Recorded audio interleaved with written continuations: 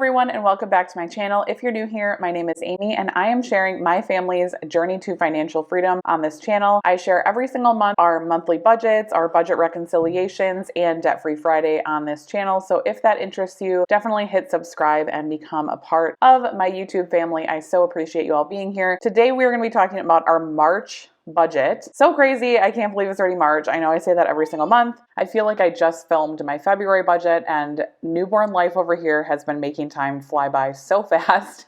It's so true what they say. The days are long, but the years are short. I feel like that is the story of my life right now with 3 little kids. The days are long, but they do certainly go by so fast when you look at the months on the calendar. So today, again, we're going to be talking about March. March is a pretty unremarkable month as far as our expenses, so this should be a pretty short and sweet budget video. There's not too much exciting going on in the month of March. I do expect my son to be starting baseball. He plays baseball, so it is a little bit of a busy month as far as us personally. My husband and I are very involved in his baseball league. I am on the board and my husband is a head coach. So we are very involved in baseball. So I will be extremely busy in the month of March. So I might miss a couple of videos. So bear with me in the month of March. I will try my best to stay on somewhat of a schedule, but it has been increasingly challenging to stay on my YouTube schedule lately with having a newborn and all these other crazy things going on. So very exciting month. Super happy with how the budget has come out so far. So let's go ahead and talk about March. So our W-2 income, so this is just my husband and I's income from our day jobs. I am currently on maternity leave, but it is fully paid right now. So I am not anticipating any kind of change to our income. So we are budgeting $7,000. I am not anticipating any additional income. We do typically have our side hustle income. However, we don't plan for that. So we will just be budgeting with our $7,000, which is just our baseline amount that we get every single month from our regular jobs. So going down to fixed expenses, our mortgage. So this is actually for April 1st. We budget that for the month prior, just so we have the amount in our account. So that is $1,284. Then we have our cell phones. So this is for both my husband and my cell phones. So that is on the 20th, and that is $130. Then we also have Netflix.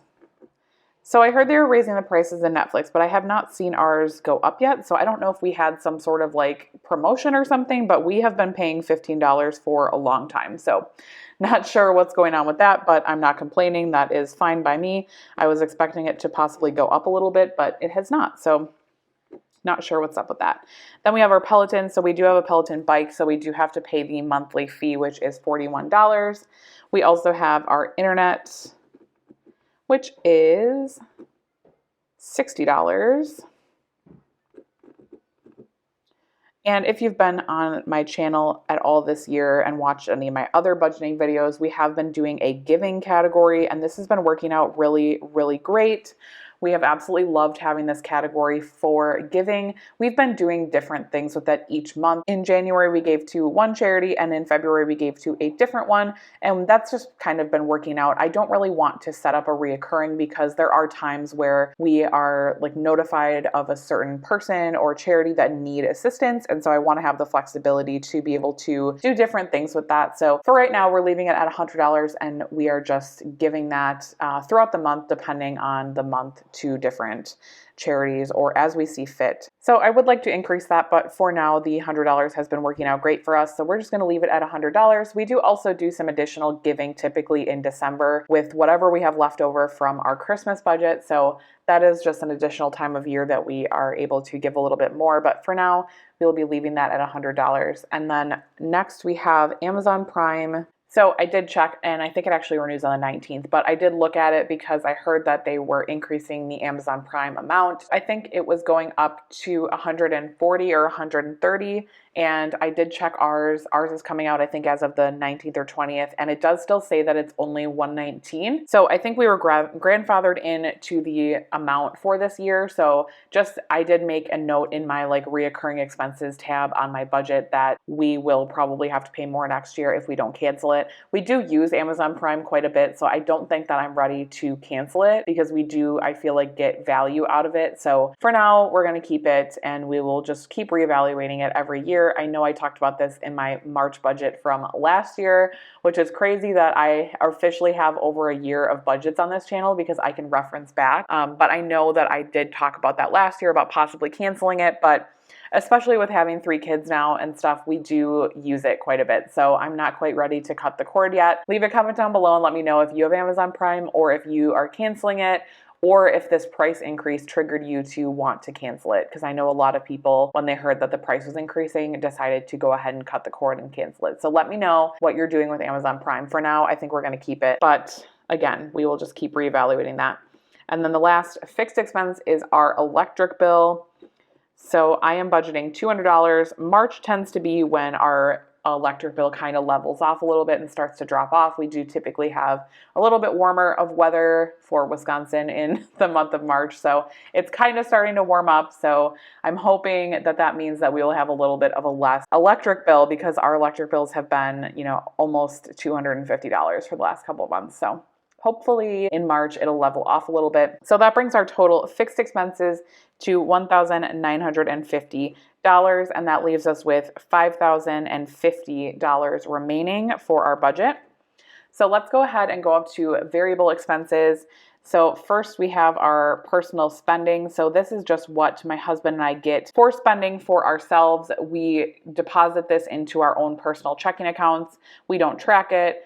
We don't do anything with it. It's just our money to spend on whatever we want. If we want to get, coffee or, fast food, or if I want to buy skincare or a purse or whatever. Anyways, anything that we want to buy personally that isn't in our joint budget would come out of our personal spending. So we did bump this up as of January to $100 each. We used to get $50 each, and then once we became debt-free, we decided to increase this. So we are currently both getting $100, which has worked out really good. I honestly find myself not even spending my $100, so I'm not sure if I will decrease mine at all. I just don't feel like I need it, or have really been spending it. And I think part of that is because we have a newborn, and so I honestly just have not been leaving the house. So maybe I'll just let it build up a little bit and then treat myself, in a couple months when I have some money built up. But that's that. Then we have our gas for our car. Again, this is a category that we have not really been using fully because we've basically been at home with a newborn. So I am budgeting $125. That will be plenty. I don't see that being an issue this month. Although with baseball and stuff, we probably will be starting to spend a little bit more on gas, but we have been pretty low the rest of the year. So I don't see that being an issue. And for groceries, we did bump this up a couple months ago to $600. That has been working out good for us with inflation and everything, and with having another person in the house, even though he's not eating food yet. It seems like I'm eating more food. So $600 has been working out great. I'm going to leave it at that. Then we have our fun/kids budget. So this is a budget that we added as of January as well, and I budget $100. This is just a category that we use for anything fun with our kids, miscellaneous stuff. We've not been using this budget to its full extent. We haven't been spending the $100 the last few months, but I do see that changing, especially March through the summer because of baseball season and stuff. We typically go out, for ice cream with our friends or other things for baseball. I do see us using this category a lot more in the future months, and then in the winter probably will be a little bit less of spending. But I like having that budget set aside because it just gives us the freedom to do fun things with our kids. And if we get invited to a birthday party, it's easy to just take money out of there. Or if we want to go do something on the weekend, it's nice to have the money set aside. Then we have our miscellaneous category. So this kind of just catches anything that isn't in all the other categories or is just a random expense. With having 3 kids and one of them in public school, I feel like there is always random stuff popping up that we need to pay for. So this miscellaneous category definitely gets used and pretty close to the $200 every single month. So that is our miscellaneous category. And then we have our dining out category. So we've been budgeting $225 for the last couple of months, and that's been working out great for our dining out. And that leaves our total variable expenses for the month of March at $1,450. And that gives us a remaining of $3,600. So let's go down to our sinking funds. So we have a few sinking funds that we fund every single month: our car, home, Christmas, kids, and vacation. So for car, I am budgeting a little bit more this month than I have in prior months because we actually had to have some work done on our car in the month of February. So I'm budgeting $100 to go towards our car sinking fund this month, just trying to get it back up a little bit. We did have almost a $500 expense in the month of February, so I just want to make sure that we have enough in here to cover any additional car expenses in the next few months. For home, we're going to do 100 as well. Then for Christmas, we've been doing $75 a month, which has been great. I would like to have about $900 at the end of the year for Christmas. That's not just for gifts either. That's for, any hosting expenses or anything else that comes with Christmas. And then we also do typically donate additional money in the month of December as well. So that's kind of why we have such a large Christmas budget this year. Then we're doing $50 for kids.